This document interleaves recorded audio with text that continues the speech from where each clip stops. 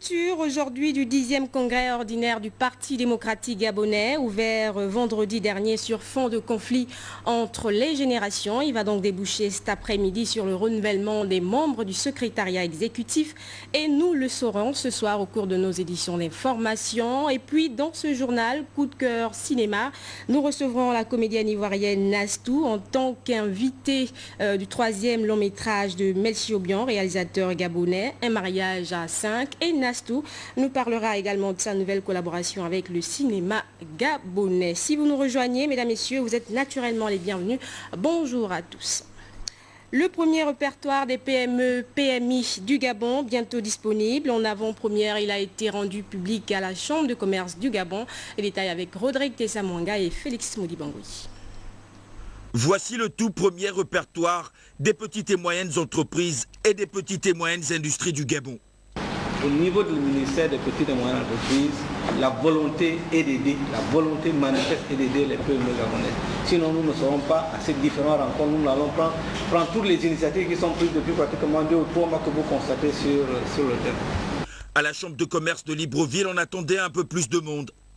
Pour cette présentation du répertoire des PME et PMI gabonaises, International Pro Business dévoile son expertise. Nous avons conçu un répertoire dans lequel on ne retrouve que les PME et les PMI parce qu'il nous est revenu dans nos enquêtes qu'il n'existait pas un répertoire dans lequel on pouvait retrouver cette catégorie d'entreprises qui quand même, je vous le signale, représente 80% des entreprises existantes dans un pays et qui, elles seules, représentent 60% de la main-d'œuvre employée dans chacun de ces pays. Donc il était opportun pour nous de proposer, dans le cadre de nos activités, un répertoire dans lequel on retrouverait l'ensemble des entreprises afin que les entreprises majeures, donc les majors, les grandes entreprises, les administrations puissent s'en servir comme étant un moyen d'atteindre finalement ces petites entreprises afin de leur donner du travail, notamment dans le cadre des appels d'offres. La collaboration avec le ministère en charge des petites et moyennes entreprises a facilité les choses, à la grande satisfaction d'IPB. On reste à la Chambre de commerce. La jeune Chambre internationale est allée s'entretenir avec le président de l'institution, Jean-Baptiste Bikalou. Ensemble, ils ont évoqué les questions liées à l'entrepreneuriat au Gabon. Le point avec Elvire Tali.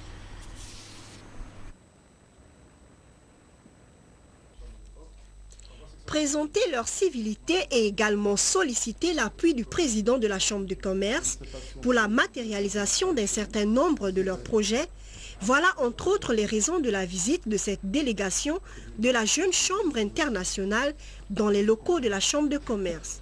Il s'agit notamment du projet du meilleur homme d'affaires, un concours qui vise à encourager et à développer l'esprit entrepreneurial dans notre pays. La jeune Chambre internationale est partenaire des jeunes chambres de la Chambre de commerce internationale et de la Fédération mondiale des chambres de commerce.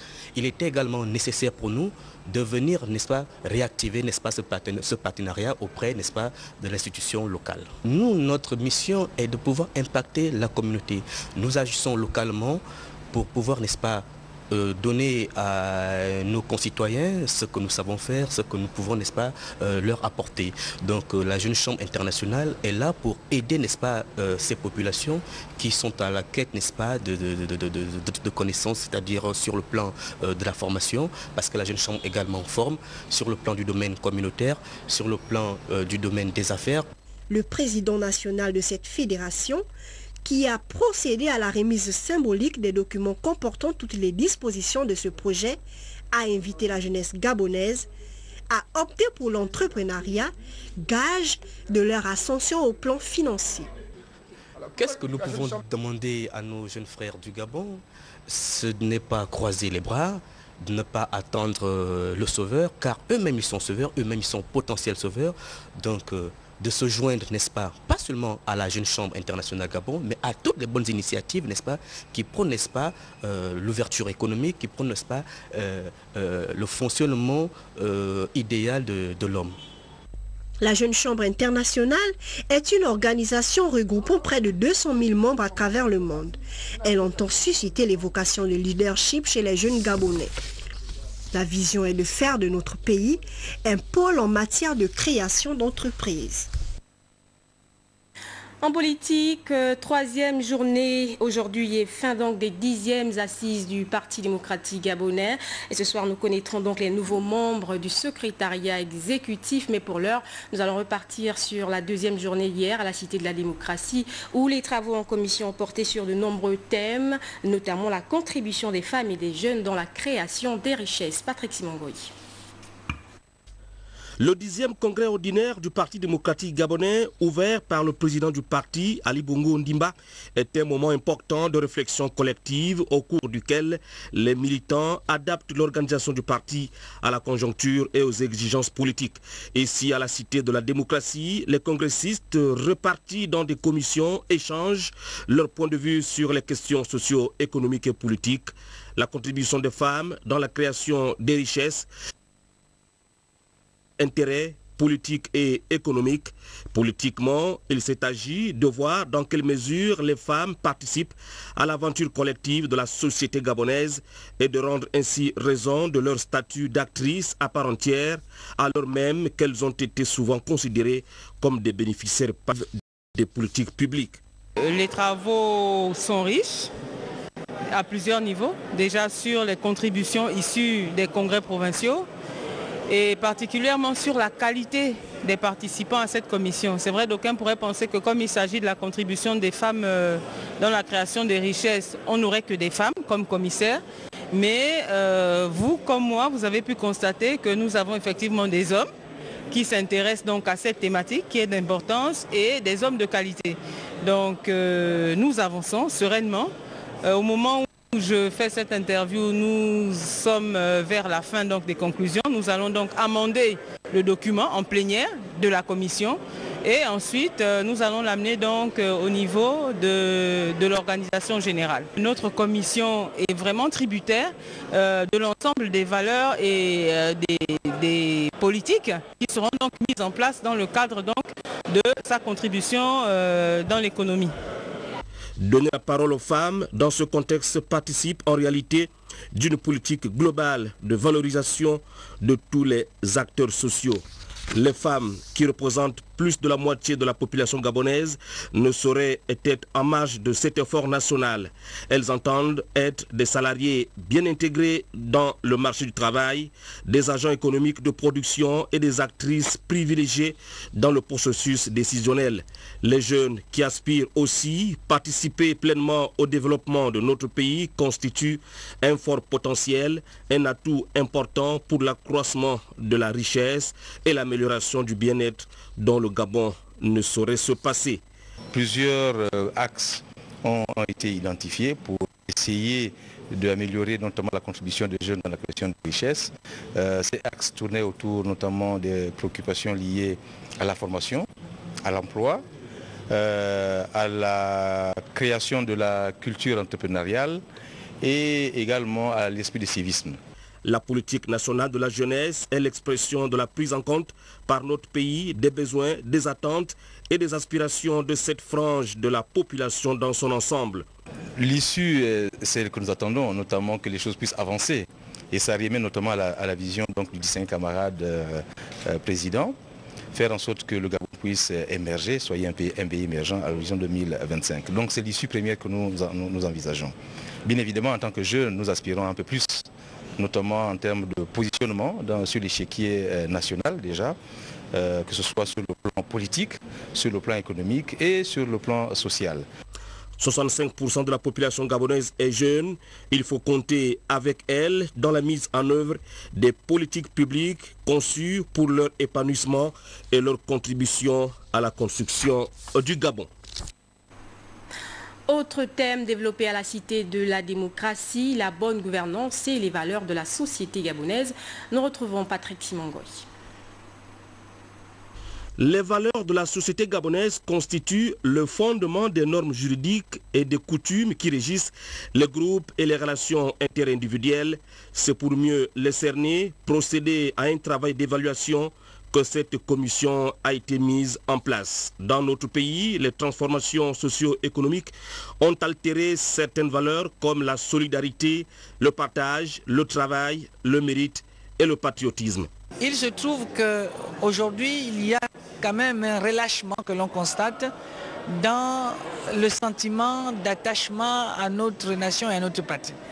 Et il fut un temps, on a tendance à l'oublier, où le service militaire était obligatoire. Ça permettait d'entretenir le lien entre le jeune homme et la nation.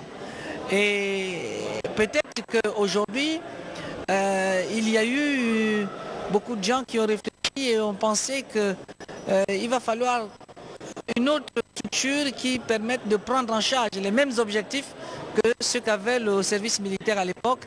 Et c'est dans ce contexte qu'un certain nombre de propositions sont faites, à savoir la mise en œuvre du corps des volontaires, non plus de l'émergence, mais de la nation, afin de pouvoir cultiver ce lien dès la plus grande adolescence entre le rapport entre le citoyen et la nation. Mais il y a un certain nombre de choses, c'est-à-dire à partir d'une valeur, on essaie de voir des actions prioritaires par rapport à la mise en œuvre, n'est-ce pas, de cette valeur-là. L'examen critique auquel se livre cette commission des valeurs de la société gabonaise consiste donc à interroger ces transformations et à dégager les perspectives en référence au projet de société du président du PDG, l'avenir en confiance. En plaçant nos assises sous le thème « Demain le Gabon, patriotisme pour une nouvelle alliance », j'ai voulu qu'au cours de nos travaux, nous amorcions une introspection de ce que nous sommes, sans complaisance, en tenant compte de nos erreurs, de nos échecs, mais aussi de nos réussites et des raisons que nous avons d'espérer en un avenir meilleur pour la nation gabonaise tout entière. Ce congrès, pour moi, et j'en reste convaincu que c'est également aussi le cas pour chacun de vous présents dans cette enceinte, un moment particulier qu'il convient de vivre avec beaucoup d'enthousiasme, certes, mais aussi et surtout avec une certaine profondeur dans la réflexion en vue de planter ici les graines qui donneront naissance demain à cette nouvelle alliance que j'appelle de tous mes voeux. Comme on le voit, ce 10e congrès du PDG est aussi l'occasion de redéfinir l'action menée ou à mener au service de l'État pour le Parti démocratique gabonais au pouvoir depuis 1968. Cette réflexion est à la fois rétrospective et prospective.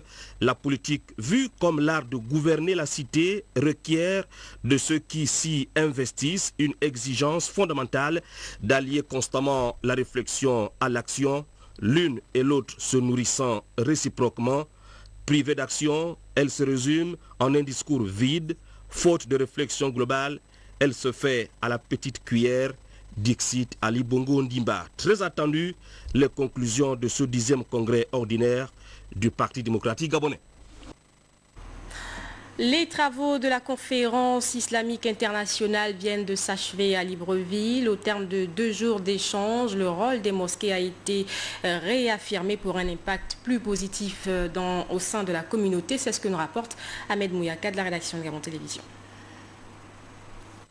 Pendant 2 jours, une élite d'oulémas, d'imams, de prédicateurs, de professeurs universitaires et responsables d'associations islamiques a participé aux assises de Libreville dans le cadre de la conférence islamique internationale placée sous le thème central « Rôle des mosquées dans les réformes sociétales ». La conférence a focalisé les échanges de jours durant autour de 4 sous-thèmes, notamment la revivification du rôle de la mosquée, les défis de l'action de la mosquée et les perspectives de son développement, en passant par la formation de l'orateur, de l'imam et enfin la complémentarité du rôle de la mosquée et des institutions éducatives. J'ai démontré que le rôle de la mosquée est un rôle moteur parce que les mosquées anciennes ont formé des savants.